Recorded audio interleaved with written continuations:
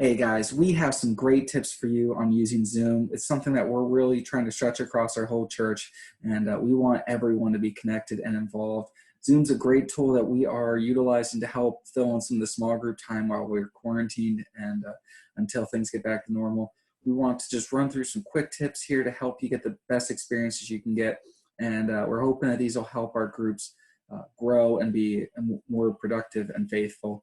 And so we got 8 tips here, and we're just going to run through them. Tip number 1 is we're going to be sending the same link for all of our series for the next 2 weeks, and then after that it'll be the same link for that. So if you're part of the men's group, then you want to look at the one link, and that'll be what you use to get back there. Same with the women's group, and each youth night will have its own event. So also with our Wednesday nights, it'll be one link. So that way, if you're looking for a new link or wondering what happened, just go back to the same one. If you have any questions, feel free to email me, call me, Facebook me, text me, and we'll get you whatever link you need for that event. We're also going to utilize some Remind to help groups figure out which meetings are when, and give them that extra reminder. First time you need to sign in for a Zoom meeting, it's going to ask you to install. It's not going to mess up anything. It works great with cell phones and for your computers. And so just make sure that you click accept when it asks to install the program, and then it'll go ahead and load up the meeting and plop you right in there. Zoom is super easy. So even if you've never used it or are not great with computers, it's still really quick and easy to figure out, and it loads up super fast. First, one of the things you need to know is that when you first go in, it's going to mute it automatically when you enter. This is pretty much so that way there's not, if you're having random conversations at the background, if you're like us and your kids are going crazy, it's not going to automatically go out to everybody else. So it will mute automatically. You can either click to unmute it, or if you just want to unmute when you're talking and you want to be kind of like, you know, a Zoom pro, you can use the space bar. You press and hold the space bar while you're talking, and then you release it. And when you release it, it'll mute you automatically again. Yeah, kind of piggybacking off that mute and the camera functions are in the bottom left of the screen. Mm-hmm. It goes from left to right. You have your microphone, you have your camera, and a bunch of stuff we'll never use. So you want to start with those, make sure they're either on or off.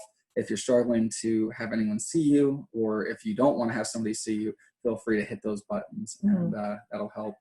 So a couple things that we have, some tips for as we're setting up and developing and getting our mind around our groups, is that when we go into these groups, there's a little bit of preparation. Now, when we have Bible studies or when we have different small groups, you have that drive time where you can start to get your mind wrapped around it. We can't really do that when we're going from 100 miles an hour at dinner and with family and with all the projects at house, and then jump into a room.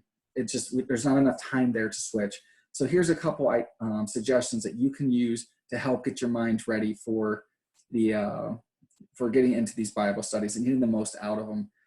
Now, it's not going to ruin it if you don't use these, but it'll definitely make it a lot better. So the first one we have to set up beforehand is to limit your distractions.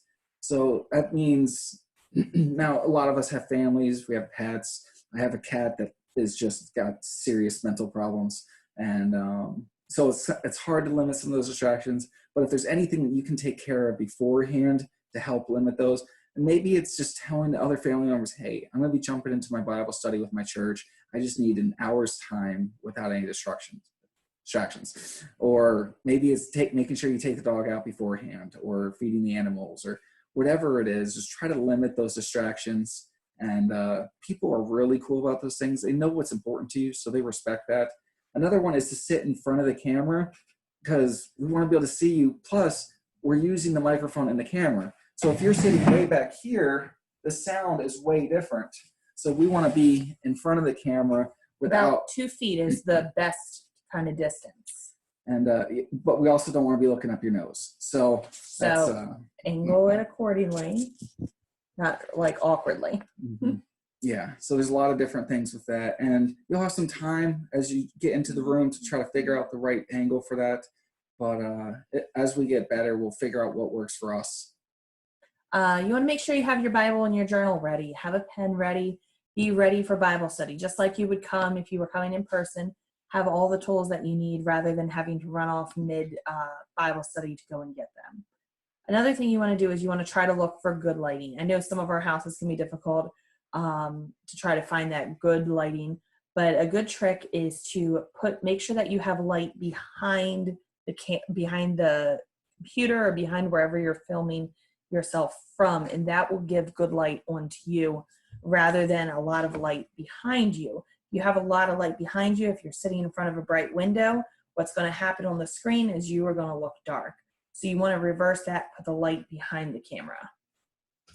So one of the things that we're going to be working on coming up, and we haven't quite figured out the best way to do this, so we're going to lean on you guys a little bit, is take 15 minutes before our actual start time and just sit down and pause, breathe, relax a little bit, get your mind focused on what it is that you want to do, that you're about to do. We're going to be starting up our meetings. We haven't quite figured out the best way to do this, but we're going to start it up where the host is playing worship music 10 minutes before, 15 minutes before. That way, when you come in, you can start to say, okay, I'm here for Jesus. I'm looking for God to speak through me and through others. All right. And just kind of get your mind in the game. It's also the reason we do welcome questions to help get us focused on being here so that we can focus on each other and then we can focus upward together. Another one that can be kind of obvious if you're using a laptop, but is a little bit trickier to remember if you're using your camera or your phone or you're using your iPad, is don't hold it, because otherwise you get a video that the whole time is kind of going like this. So you want to find a place to set it to prop it up so that it's a nice steady video.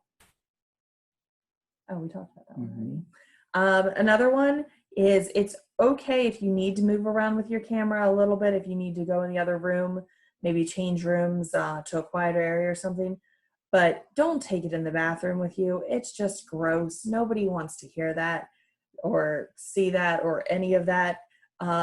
So just mute it on your end, walk away, come back when you're able to. Yep. Last but not least, we talked about in the bottom left is the microphone and the camera. And the right side, the bottom right side, is our chat box. This is an opportunity where we can send messages to the whole group, or as individuals, we can send it one-to-one. And so a chat box is a great way to do polls. It's a great way to get feedback.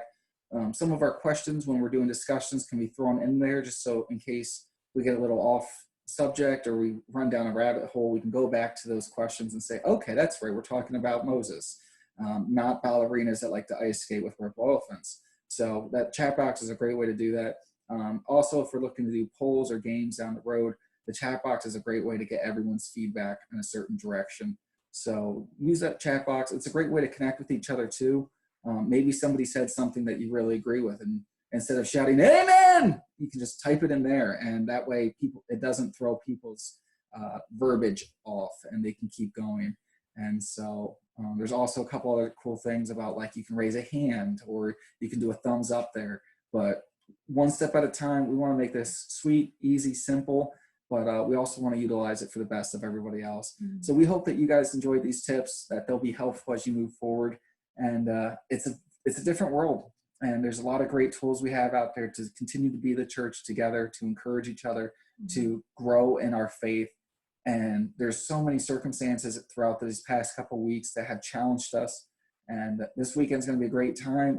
And each group, each event we have, each Zoom meeting we have will be a new opportunity for us to hear from God, to connect as a community when we can't come together. So we appreciate you guys taking the time to watch this video. We hope that you'll join us. If you have any questions with logging in or need to do a test run, let us know, and we will be sure to test out those functions. And we want to make sure that everything's working, even if you have one of the original iPads from the 1940s and need to test that out. So that's for you, Pat Wells. We will see you guys soon, and we hope you guys can make the group. We do have a cutoff at 50 people, so let's see if we can break that. But all right, guys, take care. We're looking forward to having the conversations with you and seeing you guys soon. All right, God bless.